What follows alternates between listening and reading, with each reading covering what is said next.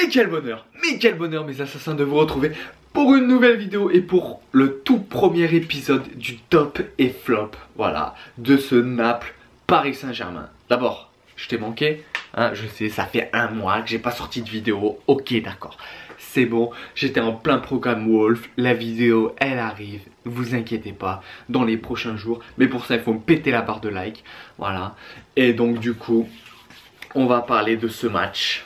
Aïe aïe aïe aïe aïe aïe aïe. Donc d'abord on va parler des choix de Tuchel. Voilà, tout simplement c'est parce que il s'est privé de Cavani.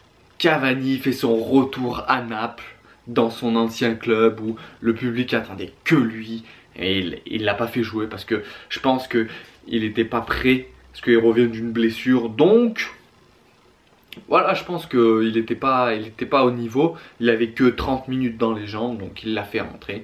Bon, certains diront que c'est le tuer de ne pas l'avoir mis titulaire comme Christophe Dugarry. Mais non, en fait, Cavani, il n'y a pas de souci. Le prochain match, il sera performant. Ça, j'en suis sûr. Même s'il est dans une passe un peu délicate. Il s'est privé de Rabiot aussi. Rabiot, bah voilà...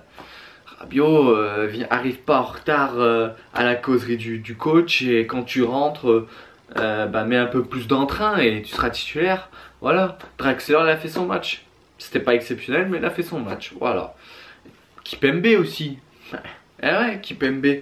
Kimpembe il revient de suspension. Kerrer il a fait des bons matchs. Bon bah voilà, après c'est des choix de coach. En tout cas avec ce coach. Tu peux te dire qu'il porte ses couilles. Voilà, tout simplement, il porte ses couilles. Et bien sûr, Buffon, Areola. Voilà. Donc, on parle un peu du match. Donc, j'ai bien aimé le gros pressing en début de match du Paris Saint-Germain. Notamment Mbappé et Neymar. Tu vois, se sont bougé le cul. Hein, tu vois, contrairement au match aller. Voilà, ils ont retenu la leçon. Je pense que Tuchel a fait en sorte qui comprennent qu'il fallait qu'ils pressent quand même, voilà. Mais aussi c'était un match tactique.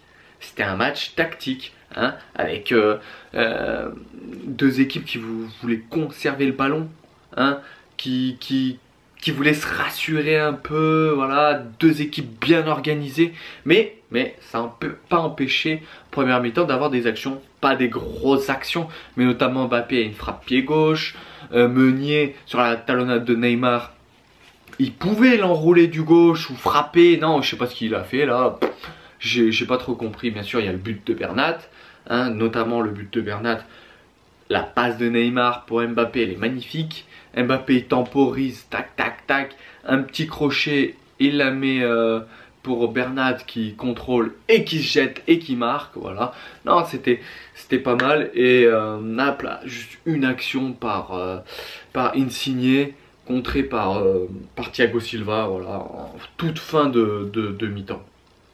Par contre, en deuxième mi-temps, attention, là, en deuxième mi-temps, Naples, ils ont appuyé sur l'accélérateur et ils se sont dit, allez, on y va, notamment Dries Mertens, qui déjà dans son pressing, il a été vraiment bon, et il a une frappe détournée par Buffon et un lob, tu sais, dans la position où est Dries Mertens sur le lob, 90% auraient frappé fort. Lui, il a fait quoi?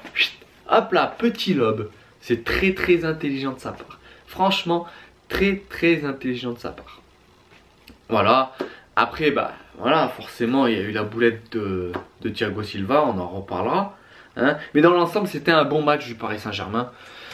Voilà, sérieux, organisé, tactiquement bien en place. Mais voilà, il a juste fallu une boulette de Thiago Silva pour tout niquer. Voilà, pour tout niquer. Et le Napoli, à part pendant 10-15 minutes, sinon ils ont été assez décevants quand même. Mais bon, ils se ramènent avec un match nul. Voilà, apparemment il y a 2 pénaltys pour le Paris Saint-Germain. Une main dans la surface en première mi-temps, mais ouais, oui, ça peut se siffler comme ça peut pas se siffler. Et sur la faute de Bernat, pour moi, il n'y a pas spécialement scandale, voilà. c'est compliqué à juger en fait. Il peut y avoir penalty comme il peut pas y avoir penalty. Donc on passe au top et au flop maintenant. Alors on va commencer par les tops. Donc d'abord Koulibaly. Déjà au match aller, il a été énorme. Mais là il a été énorme. Il a eu quelques occasions, hein, quelques occasions de briller. Notamment le tacle sur Mbappé. Quand Mbappé il veut lui accélérer, lui faire un crochet et lui il fait un tacle, tac et il ressort avec le ballon, magique. Tout le stade de toute façon là s'est levé. On aurait dit que c'était le retour de Maradona quoi. J'exagère mais bon. Voilà, et notamment à un moment il y a une de Mbappé, Meunier, centre de Meunier, et c'est qui coupe? C'est Koulibaly qui coupe.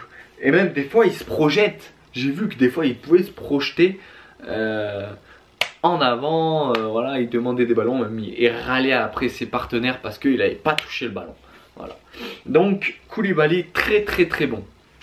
Mertens, bah, tout simplement parce que les quelques occasions de Naples ont été par lui quasiment. Il en a 2, Calderon il en a 1, il y a le but, voilà, il y a 4, 5. Et puis même dans son pressing comme j'ai dit, j'ai bien aimé Mertens. Voilà. Et le troisième, j'ai hésité à le mettre. J'avoue que peut-être qu'à la dernière minute, je me suis dit, est-ce que je le mets, est-ce que je le mets pas? Bon, allez, on va le mettre. Je l'ai mis, c'est Neymar. Neymar, première mi-temps, c'est le maestro Neymar. C'est le mec, tous les ballons passent par lui, il fait tout, mais il fait tout bien en fait. C'est-à-dire qu'il distribue le jeu. Là, c'est fluide, c'est bien.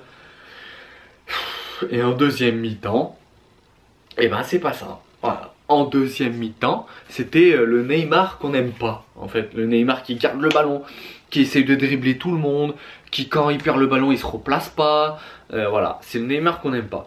Donc, écoute, c'est pour ça que je l'ai. Après, je savais pas mettre qui d'autre. Donc, après, on aurait pu mettre Buffon. Alors, je pense que certains vont me dire dans les commentaires, il y avait Buffon, tout ça. Mais Buffon, en fait, ce qui se passe, c'est sur le penalty, je trouve, c'est soit tu sors, tu ressors avec le ballon, soit tu laisses le duel entre Thiago Silva et Calderon, voilà, et toi tu restes en couverture, et voilà.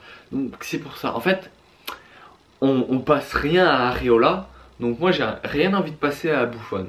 Voilà. Même s'il a fait un bon match, il a fait son match et tout, mais je pouvais pas le mettre dans les tops. Juste par rapport à ça, parce que il n'a pas été assez décisif sur cette action. Voilà, alors les flops, Di Maria. Alors, il a fait un bon pressing peut-être au début. Il a fait un bon pressing, mais offensivement, il n'y a rien. Peut-être qu'il est étouffé par Neymar, parce que Neymar a touché tous les ballons. Lui, il n'a pas touché de ballon, il n'a pas fait de différence. Et puis, il n'a pas tenté sa chance. Voilà, enfin, j'étais assez déçu de Di Maria. Même s'il n'a pas démérité, hein, il court, hein. Mais bon, voilà, assez déçu. Fabio Ruiz, c'est comme ça qu'il s'appelle. Et ben lui, j'étais énormément déçu parce que au match aller, le mec, il débordait, il centrait. C'était vraiment un réel danger pour la défense. Et là, rien, pas de centre, pas de débordement, pas de... Il s'est fait bouffer 2-3 fois, voilà, non. Voilà. Fabio Ruiz, j'ai pas kiffé de ouf. Voilà. Et le dernier, bah, j'étais obligé, Thiago Silva. Thiago Silva, pourtant, c'est bizarre parce que il fait quand même un assez beau match. Enfin, un match correct, on va dire, tu vois. Il est là, il est présent, il fait ce qu'il a à faire, en fait. Et il fait cette boulette. Puis après cette boulette, après avoir fait cette boulette, il se passe un truc. C'est que tous ces ballons, ils sont litigieux, tu vois. 2-3 fois, il fait des passes à Verratti, alors que Verratti, il a des joueurs dans le dos. Il met dans la merde ses coéquipiers, juste après. Donc, c'est la perte de confiance de Thiago Silva. Voilà. Donc, t'as compris, mes tops et flops, je te les ai dit. Maintenant, c'est à toi de me les dire dans les commentaires. J'espère que tu as kiffé cette vidéo. Hein. Comme je vous ai dit, pensez à mettre un maximum de likes, ça ferait plaisir. Et surtout à vous abonner, partager, commenter et liker cette vidéo. C'était fait pour vous servir. Restez branchés. On est ensemble mes assassins. Et faites-moi rêver.